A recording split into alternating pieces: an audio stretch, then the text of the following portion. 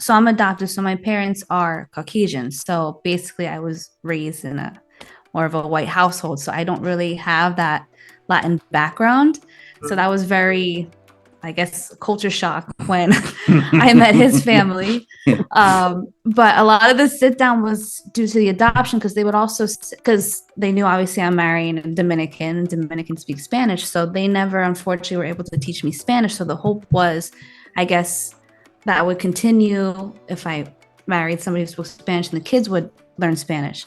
But I tried to tell them, like, they would say things like, oh, I hope you're teaching them, or I hope Anthony's teaching you. And then I had to like sit down and say, it's kind of like a jab because I know your intention was not to not teach me Spanish, but you can't, at that time, 27, 28. You can't, like, once you're an adult, it is very hard to learn a language. That's why they say you're supposed to teach the kid from like birth to at least 3 or something, because that's when they absorb the language.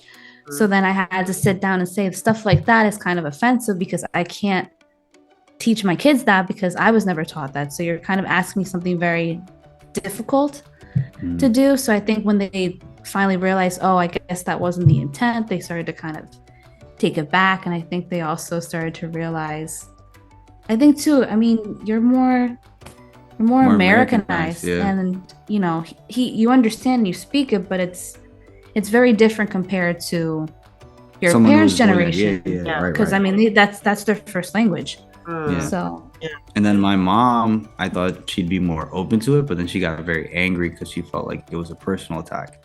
So, that took a while to kind of tease out and to position it as these are things that we're working on trying to be better parents as well as better in-laws and the hope is that if you start making these changes, it's going to give you a better relationship with our kids. Because I think what was happening for my mom is we were veiling a lot of the work that had to be done before she could be there and enjoy the kids. This means cleaning, bringing extra clothes, diapers, and having all this stuff. And it almost feels like we're moving every time we bring the kids up. And then I think she's helped a lot because I mean, we were just up today and she was cooking, she was watching the kids and we brought less stuff, but she was more like little by little attentive. So there's been growth, I think. So is she an abuela or an abuelita? Yes, abuela. Abuela. Amina's still working on it. She calls her like Aguila, which means eagle, but she'll get it little by little. She just goes like that, like lift me up. That's it. Because we have some friends, and she was saying that her grandkids, I think because they have two grandmas, so she's the abuelita, like the younger grandma, the younger one. Yeah. So we got abuela and then we got nanny. Yeah. Okay. And then she was asking like nanny? I was like no, abuela. I was like, oh, okay. Aguila. Aguila. Yeah. Okay. So, I mean, Joel, you've kind of given us some insight, right? I don't know, is it okay if I ask a little bit more? Anthony, so how did that work out? Like when you found out that, this very like Hispanic looking girl was raised by white parents. How did that It was scary because I thought her dad was like in the mafia. Yeah, because he's Italian. So he's like he's a big guy, like 6 foot. Very like over broad. 200 pounds. Yeah. And I go to meet him and then I'm like, so what do you do? He's like, I'm in the waste management industry. I'm like, so you hide the bodies? Like, what does that mean? Like, should I be worried? Like, you got a gun? Like, but he was like very stern, very serious. Yeah. And like our first conversation was about like Jesus and faith. And then what was cool was like we were talking about like his background, my background, and he saw that I was a decent person, and I wasn't like, I mean, he didn't ask like my intentions first off, but he was like, I seem respectable, respect my daughter, and I'm like, yeah, absolutely, like 100% with that. And I think what's interesting is like Italian culture and Dominican culture actually overlap because it's all about family, religion, cooking, and food. Oh my God. Big much big food. Families. Yes. I think I gained like 10 pounds like the first year dating you, because like dad was always cooking like pasta, Brijoles. They have like this for 7 Christmas, fishes. 7 fishes. So they do like lobster, Eel. shrimp, Scallops. and he just does the whole for like the whole family. Yeah. All right, so we always like to flip the script and let you guys Ask us a question. lob in the question. I always say be merciful, but that doesn't work. Everybody still asks. So let's roll the dice. What questions you guys have for us on the Great Couch? What are good ways to keep the siblings from fighting each other? Like, what have you found has worked to keep that fairness and that balance, so that way the kids actually like to hang out? Because I think what we're seeing now with the 2 boys is it's like they'll be cool for 5 minutes, and then all of a sudden one's on top of the other, like yo, wait. And now, we're going from having like moments where we're just kind of watching and hanging out to like reffing like a boxing match. So what are things that can work? we expect too? That too, yeah, with teens. They're little still. If we had the I secret, can still stop the fights. You hear me say, if we had the secrets, we'll be rich. Like we'll be just like, Yeah.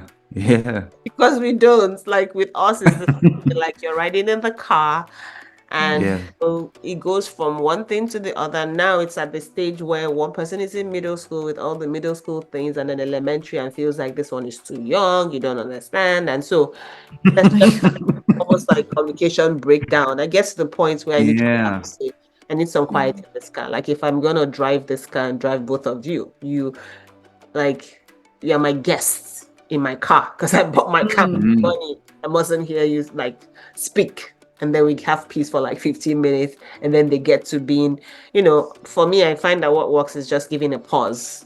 Just say, everybody, be quiet, I think that though, you guys are onto something with your respect and fairness. I think there's a nugget there. I didn't think of those words until you said it as part of your values, but I know that each child is different, and so each child needs different things, but both of them want that respect and quote and unquote fairness. The old one thinks that he's being cheated since the younger one is getting all this stuff, but then when you down memory lane, well, your brother wasn't here when we went here, when you got this, when we bought you this, when we did that, we did that. And your brother gets your obsolete hand-me-downs. Only like, but a lot of explanations though, right? That's the thing. This is why I talk about that meaning making at the beginning, like not leaving them to fill in the gaps. Like you literally have to remind them to say, now your memory is not serving you right because this happened, that happened, that happened. And it's like, oh, okay. Because, that's humans though. Like you always want the best for yourself and not necessarily thinking, did I get the best yesterday? It's like once today dawns, yesterday never happened, right? And that's with children, like the memory is so short and so like in the present, right now you do something, you're the meanest person ever, 5 minutes later they've forgotten that. So it's for you to just juggle that continuous like or shifting of the emotional guards, as it were, with them, and reminding them that, hey, you did get this, and all that we will never do anything just to, put one person above the other. Right? I see something different when one person is sick. The concern in the other person's eye, and it's if I'm ever worried that these guys are gonna kill each other, I just try and remember one of the times when just one is sick and the other knows that the brother is sick. Then you see all that care and concern come out. As soon as they know they're fine, they're back to jabs. Taking the people in your orbit for granted, like, this, that. But it's a thing. I mean, I had to literally say to Dad, I said, I've never been in a house full of boys. Like, is this how you and your brothers were? Like, what is this? So I had to come because me and my younger brother, we fought. And we fought to blows, and at one point in time, I remember this story, and I don't know if she's gonna be watching this, but my oldest sister let us have it. As normally somebody starts to fight and then we expect somebody to come hold the other person. This is when we're like teenagers. But this day, my sister just said, "Nope, you guys just whenever you're tired, stop." And so we went at it, you know. And little bro, if you're Oh listening, my god. you know I whooped you. You know, Right. but you know. And then after that, we're like, okay, we've done the we fought. It was a while before. I don't think we even fought again after that. I'll be honest with you. I don't think we might have exchanged words, but we never. Listen, and that's something I'm saving for them. One of these days, Just I'm let them thinking have of it. Yeah. Yeah, kind of like a guy that you know what. Let's see where this goes. You know, let's Yeah. who's gonna whoop who, and just. Man, I don't know. Maybe we should Okay. take this out. I know. I don't we think might- we have to edit this part we out. have to edit this part Right, out. maybe, because they're gonna be like, I remember Dad said we could go. No, I got the boxing gloves and I got the helmet. Like, sometimes everyone needs a little whooping. You know what I mean? Not yeah, right. from a violence perspective, but just to what's the word I'm looking for? Just to settle the birth order, right? But I think that probably happened with my younger brother and then the youngest. Yeah. Because I think now he's kind of like he's never been able to channel that. I mean, I can tell you some stories like they would like hide each other's like left shoe, and then they'd only have the right shoe, and they had to go to school two different Oh shoes. my goodness. Hiding like chargers and like the phones would die, like stuff like that, right? But they never. I don't. And maybe once or twice they like actually like hit each other. Yeah. But that resentment never goes away, unfortunately. Yeah. Yeah. Like, yeah, so it's something that parents really have to watch. So I'm thank you for asking that, but we're still day by day, just asking God for wisdom and saying, how do we, go through this? But I always give them the lecture of this is the only sibling you have. Where do you see another child coming from, right? In that sense, you better know what you're doing, right? So yeah.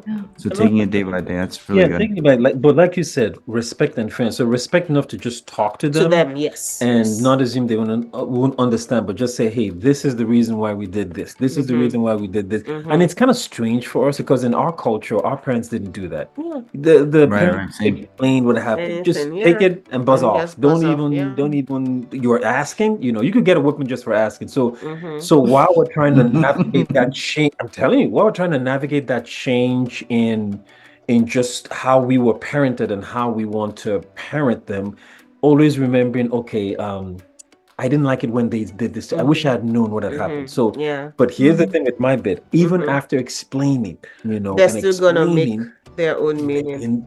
But the same mistake over and over again, and you're like, oh, we just went over it. I mean, I'm a little more hard on the older one because I expect, okay, you're older. I think you'd understand or at least remember, But same again.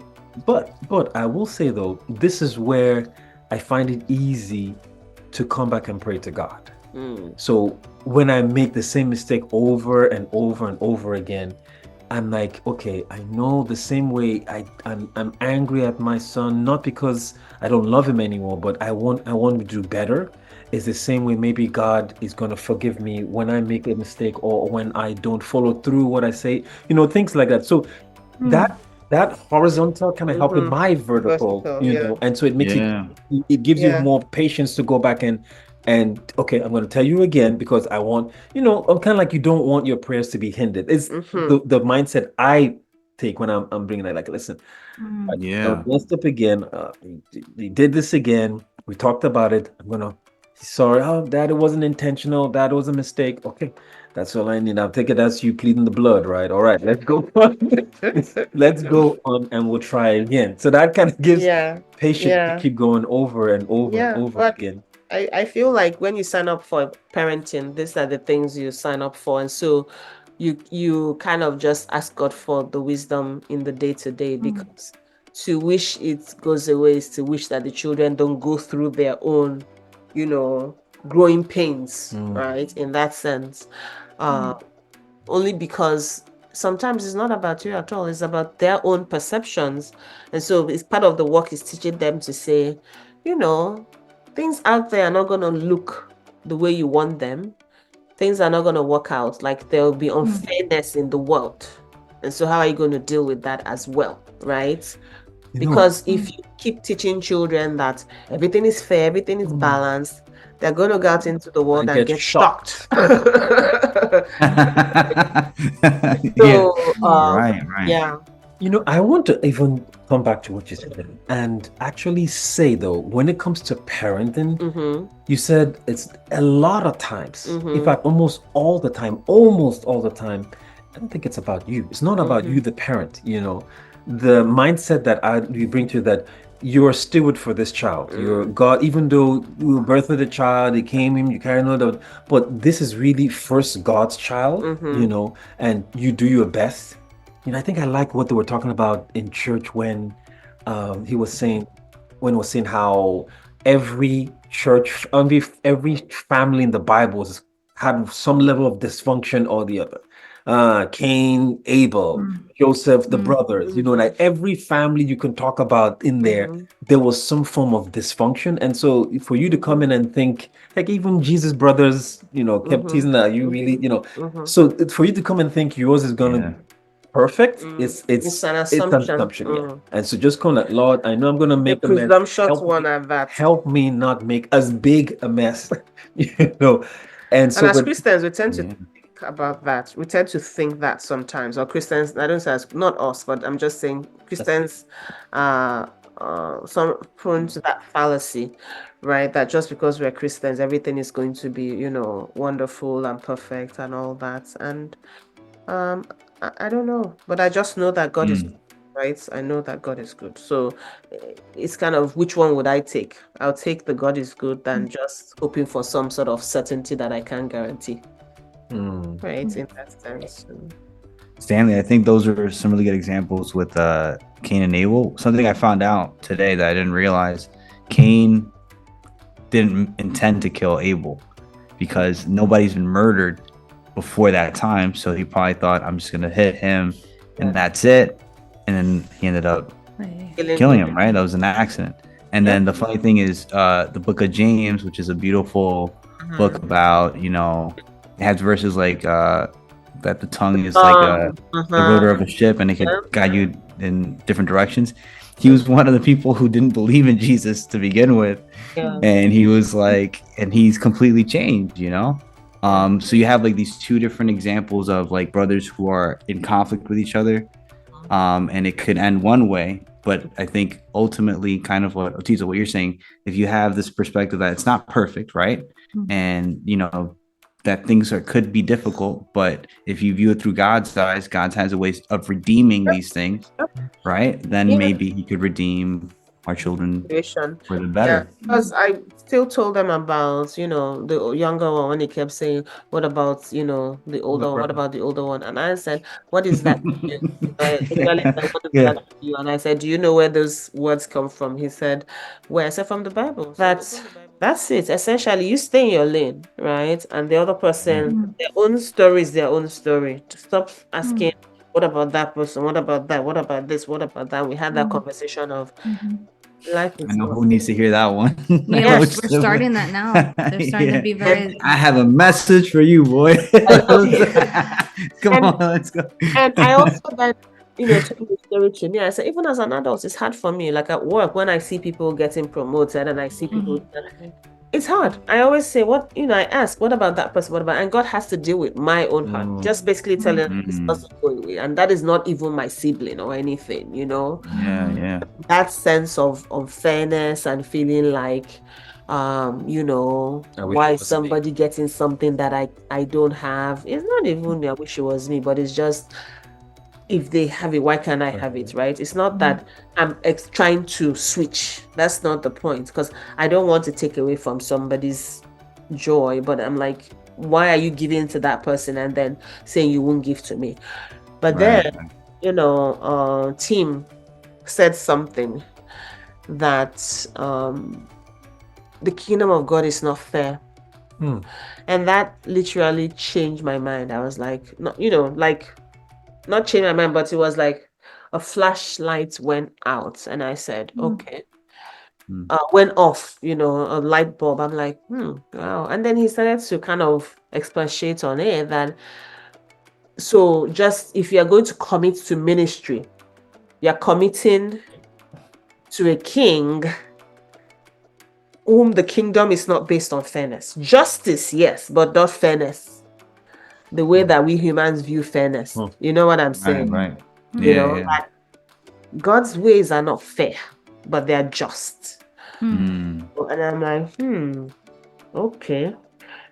I guess his point was trying to say if we keep harping on fairness, then we're being on the carnal side. We're only looking at it in terms of how it benefits us, how we think it's working for us. We're not necessarily looking at it as how does this benefit God and God's kingdom.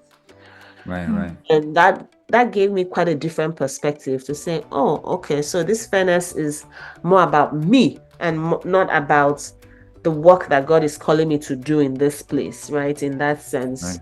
So that kind of helps calm me down, right, about some things at work, and all of that. But I'm still in the phase where it's like, oh Lord, you still want me to go out here and smile and be light, like, oh. Because right now we're in, I guess, more of like the kid phase. So then how do you keep, like mom and dad, husband and wife, I guess keeping it the balance and having your time. Yeah, because you guys also have ministry too, right? Like away from the kids. Like, how do you balance wife and husband, father and mother? But how do you balance husband and wife time from Can I take this family? One? Yeah. All right, I'm going to take this one. So, something she had said when she was talking with one of her friends that really, I was crossing. I wasn't eavesdropping. I was just crossing by.